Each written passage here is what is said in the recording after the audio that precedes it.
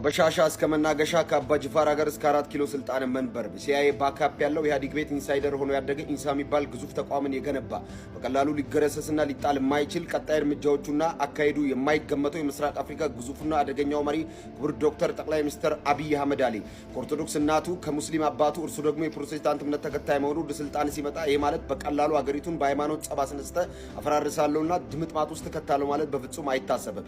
በዚህ ዘመን በተለይ ደግሞ በኢትዮጵያ ስልጣንና መንግስት አገዛዝ ስርዓት ታሪክ ውስጥ ታይቶ በማይታወቅ መልኩ የተለያዩ ሃይማኖት መሪዎችን ቤተ መንግስት ጠርቶ አማክሯል። የሚገሰጹትን ገስጿል።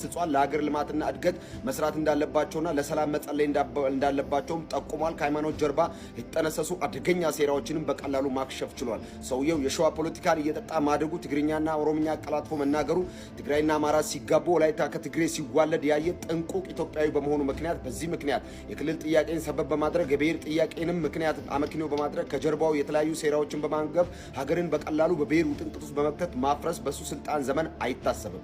ሶማሌ ክልል የአብዲ ቅልብ ሚሊሻዎች ህዝቡን ሲያስጨንቁ፣ እናቶችን ሲያስለቅሱ፣ የእናቶችን መቀነት በኃይልና በስልጣን ሴቶችን የደፈሩ ሲያስጨንቁ ስልጣን ላይ ከመጣ በኋላ ያንን ቅልብ ሚሊሻ ሰንሰለት በቀላሉ በጣጥሶ ሶማሌ ክልልን ዛሬ ወፍ የማይበርባት ፍጹም ሰላማዊ ክልል ማድረግ በቀላሉ ችለዋል። አፋር፣ ቤንሻንጉል፣ ሶማሌ፣ ወላይታና ባህር ዳር፣ ጎንደር የተለያዩ ቦታዎች ላይ ተዟዙሯል። 1 ለ5 በሚባል እኩይ አደረጃጀት ከፌደራል እስከ ቀበሌ ያለውን ይህንን ሰንሰለት ለመበጣጠስ የተለያዩ አገሪቱ ክፍሎች ላይ መሄድ ነበረበትም። ህዝባዊ ስብሰባዎችን በማድረግና ህዝባዊ ድጋፎችን ማከማቸት ነበረበት። ምክንያት የሰውየው ስልጣን ላይ ከመጣ በኋላ በቀላሉ ለመጣል የሚሞክሩ እንደ ተራ ፑፔት ያዩና እነሱ እንዳስቀመጡት አይነት ዝም ብሎ ሲቪሊያንስ የመሰላቸው በርካታ ሰዎች ነበሩ።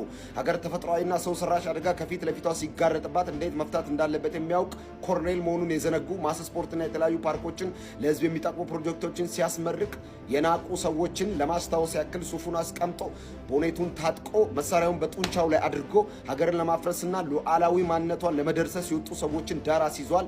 የርዝራዥ ሽማግሌዎችንም እድሜ ባጭሩ መቅጨት ችሏል። ክቡር ዶክተር ጠቅላይ ሚኒስትር አብይ አህመድ አሊ ስልጣናቸውን በቀላሉ እንነጠቃለን ብሎ ያላሰቡ ሽማግሌዎችና የሴሪያ ፖለቲከኛ ጠንሳሽ የምስራቅ አፍሪካ አደገኛ የአመጽ ቀስቃሽ ሽማምንት በወቅቱ በስልጣናቸውን በማጣታቸው ምክንያት በተለያዩ አገሪቱ ክፍሎች ላይ የተለያዩ አመጾችና ህዝባዊ ተንኮሎችን ቀስቅሷል።